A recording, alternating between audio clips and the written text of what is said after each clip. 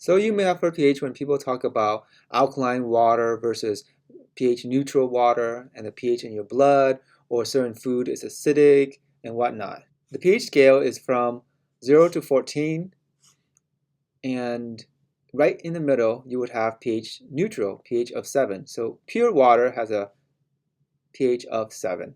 That means its concentration of hydroxide and hydronium are equal to each other. You don't have more acid or hydronium versus base, aka hydroxides, right?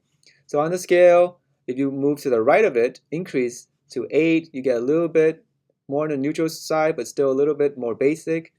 And further on, you got things like baking soda, soap that you use, cleaning detergents. Now, on to the left of this, you start with a little potato. That's a little bit acidic, but still in the neutral range. Then you move on to fruits. Things like banana isn't as acidic, but once you move on to tomato, it is acidic, pH of 4. Even more sour, vinegar, and even more sour than that, higher in acidity but lower in pH, is things like lemon because of the citric acid that is in lemon. And then the strongest acid in this group so far is things like hydrochloric acid that we use in the lab. So that's a pH of 1 and below, depending on the concentration of that acid. So again, to the right of 7, you have the bases, and to the left of 7, you have the acids. The smaller the number, the more acidic it is. The higher the number, the more basic it is. So what is this pH scale? Well, to answer this question, we have to go a little bit background into math. So let's do that. So first, I would like to state the definition of pH. That P right there in pH stands for the negative log of something. And that H right there, it stands for hydronium concentration.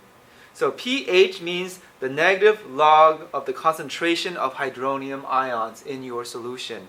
That's a mouthful, right? But again, let's see what the log even means.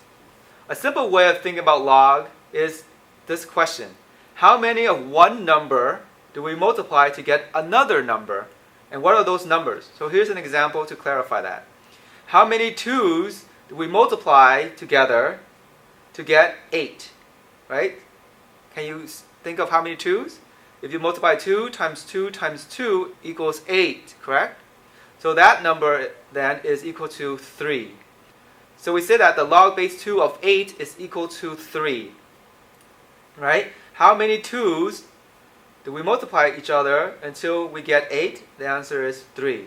Let's do another example. How many 10's do we multiply to get 10,000? 10 times 10 times 10 times 10 is 10,000. So the answer is 4. So again, how many numbers, how many 10's, so that's a base, 10, do we multiply to get the number in the middle is 10,000 is equal to 4. Right? Log base of 10 of 10,000 is equal to 4.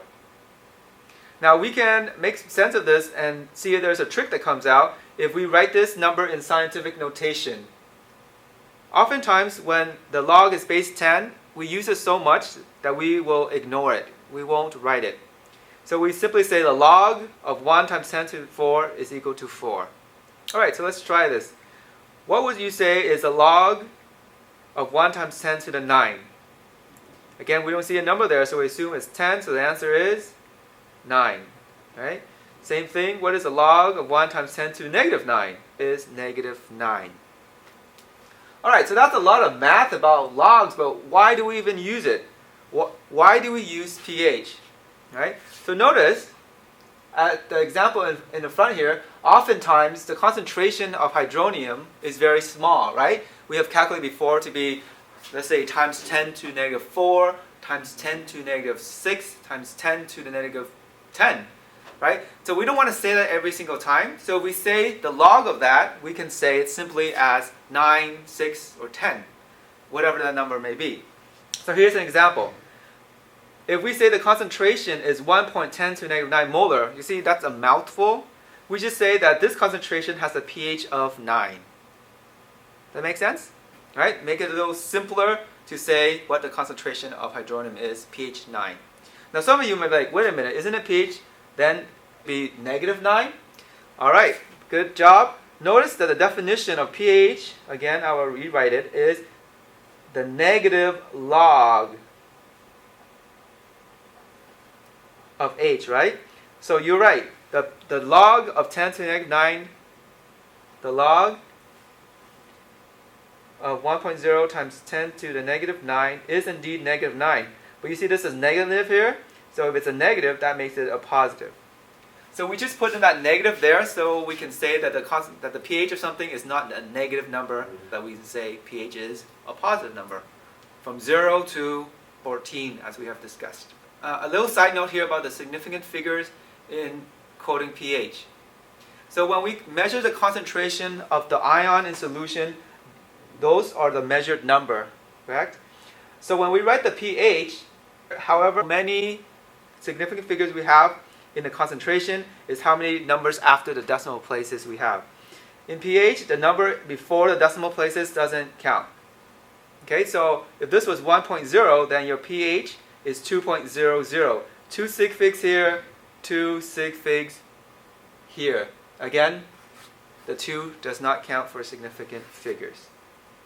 Okay, so let's do some practice in calculating pH. If I were to give you the concentration of hydronium, you can calculate the pH, right? So go ahead and in your calculator, type in the negative log, and then in the parentheses, write this number. And so the answer should be 3.22. Right? Count sig figs. 1, 2 sig figs. Therefore, you should have 2 sig figs. 1, 2 after the decimal place. 2 times 10 to -6. Negative log that. You should get 5.7. 1 sig fig here. Therefore, 1 sig fig there. The 5 does not count because it is before the decimal place. Same thing here. 2 sig figs becomes 2 sig figs. 3 sig figs becomes 1, 2, 3 sig figs. pH can be measured in different ways. The first way, and the most useful way, is using a digital instrument, the pH meter. And we will be using this in our lab. Alongside this, we can use a comparative way, something called the pH paper, where you dip your paper into your solution and it will change color. And you match that color into a reference. For example, if it turned to be dark purple in this case, it would be pH of 11. Or if it turns to be yellow, then you know you have a pH 6. And so on and so forth. You just need a reference. And there's a lot of different types of pH papers, and you just have to match the colors. It doesn't always have to be this kind of scheme. And then lastly, a more fun way is that nature also has indicators for us. For example, purple cabbage, if you boil the purple cabbage up and you make a solution of the juice from that, and you mix that juice with different solutions of different pH, you will get different color changes. It's really cool, right? So if it's acidic, if it's one pH, it might turn it yellow. If it's another pH, it might turn it purple, so on and so forth. So we'll actually have a chance to do this lab also. Okay, so let's do a problem now where you are given the pH, you can calculate the concentration of hydronium going backwards. So let's read this problem. A glass of carbonated drink has a pH of 3.05. Determine the concentration of hydronium ions in this glass. Okay, so we say to ourselves that pH is equal to the negative log of hydronium concentration. Right? This time we were given that the pH is 3.05, but we need to know this. We haven't done a problem like that, but we can. Okay, so let's see how we can manipulate this equation to isolate this alone. So first off, let's get rid of that negative sign. How do we get rid of the negative sign? If we multiply both sides by -1, we can get rid of that negative sign. Next, we have to get rid of log to get hydronium by itself. It turns out to get rid of log, which is base of 10, we can raise it by 10 base. Right? If you say this is 10 raised to this number, it turns out those two things cancel out each other. That's your log math. So on this side, 10 to negative pH, if we rewrite that, is equal to the concentration of hydronium. So input that into your calculator. That's basically 10 to the negative what? 3.05. Punch that into your calculator and you should get 8.9 times 10 to negative 4 molar. Notice again we have two sig figs here because the 3 doesn't count because it's a pH value. Therefore, you should have two sig figs in your concentration. Now, ask yourself, anytime you calculate pH values and concentrations of hydronium, does it make sense? Okay?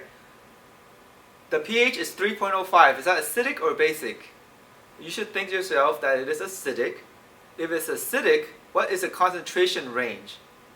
It should be, hydronium should be large, right? It should be larger than 10 to the negative 7. And is 10 to the negative 4 larger than 10 to the negative 7? It is. Alright, so let's do some more practice. Just like that problem we just did, I'm going to give you the pH and then you need to calculate the concentration of hydronium. Alright, so in this first example, if I give you the pH is 3.22, then the hydronium concentration is equal to 10 to negative 3.22. Punch that in your calculator and you should get 6.0 times 10 to negative 4. Again, there's two sig figs here, so you have two sig figs in your answer. Try that again with the second one. I give you the pH. To calculate the hydronium concentration, you have to say 10 raised to the negative pH. In your calculator, you should get 2 times 10 to the negative 6. There's only one sig fig there, so your answer should have only one sig fig also. Try the last two on your own and see if you do get that. Let's do a checkpoint. The concentration of hydronium of a solution is 6.7 times 10 to the negative 8 molar. What is the pH of this solution?